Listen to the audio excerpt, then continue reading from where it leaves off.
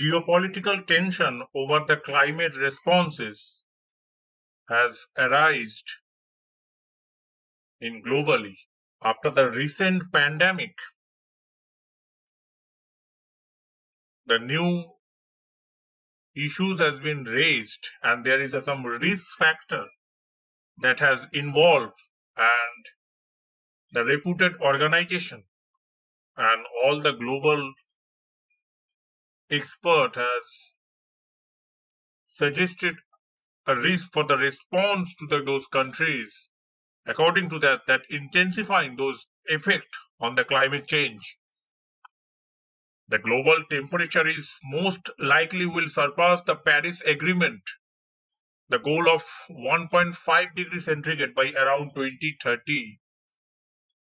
and the physical effect is projected to continue intensifying.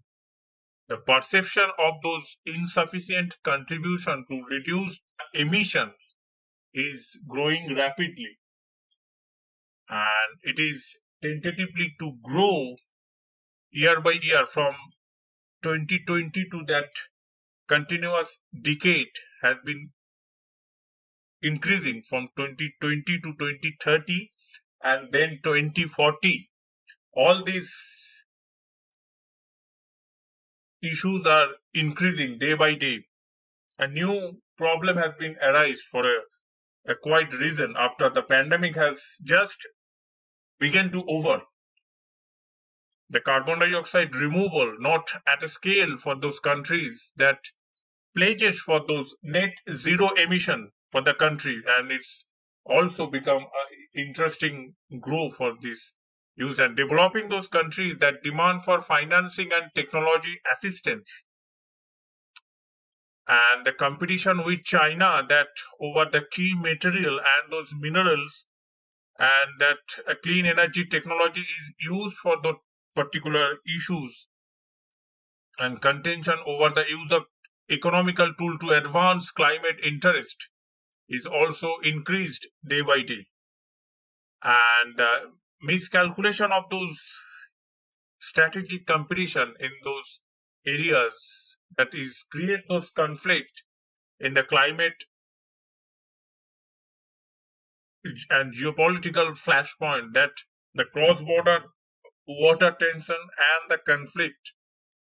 and also the cross-border migration attribute to those climate impact, and that country level and the state level instability for the strain on energy and food system, the negative health consequences, and the internal insecurity and the conflict. All these issues are gradually is increasing day by day. These are the matter of concern that is raised, and have some list of countries is reported by the US that is a countries of concern. It's generated as estimated as a countries of concern you need to watch out for, and mainly those South Asian nation is a packed full information that is, and the strain on military readiness and the greater demand for the aid and humanitarian relief also used in this particular field. Someone has assessed that the climate change will increasingly exacerbate those risks to the United Nations national security interest as the physical impact increased and geopolitical tension about how to respond to that particular challenges. The global momentum is growing for more ambitious greenhouse gas emission reduction, but current policies and those pledges that are basically insufficient to meet those Paris Agreement goals, and countries are arguing about how one should sooner and competing to control the growing clean energy transition, and these physical effect will also exacerbate and this geopolitical flashpoint by 2030. it's likely to grow as a country that increasingly argue about how to accelerate those reduction in net greenhouse gas emission. That is the main judgment that can be raised and make a point for the global leaders that need to meet those Paris Agreement goals, and debate will center on how and who bears more responsibility to act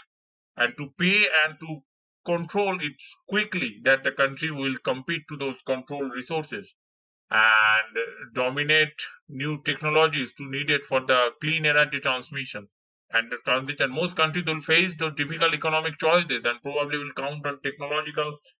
breakthroughs to rapidly reduce their net emissions that later will generate it. China and India will play those critical role that determine the trajectory of those temperature increment and those physical effects of climate change that are likely to be exacerbate those cross-border geopolitical issues at the state also been secure their interest. The reduction in those ice already is amplifying those strategic competition in the Arctic region to across those natural resources. As the temperature also rise, the China can be controlled its condition, can be use its money power and those infrastructural advantages, the benefit it has as a country that China is enjoying nowadays as a tremendous infrastructure improvement, tremendous infrastructure development, and the growth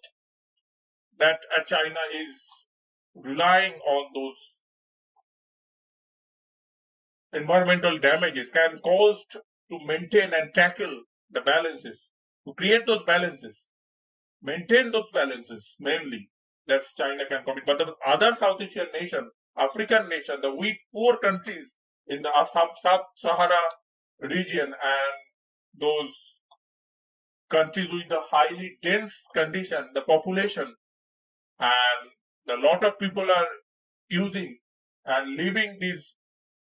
with a poor condition, poor economic structure, the poor and semi-urban city facilities are facing the most consequences, the most adverse consequences that global warming has occurred in a few days, few years, and it is growing rapidly. And these consequences can be seen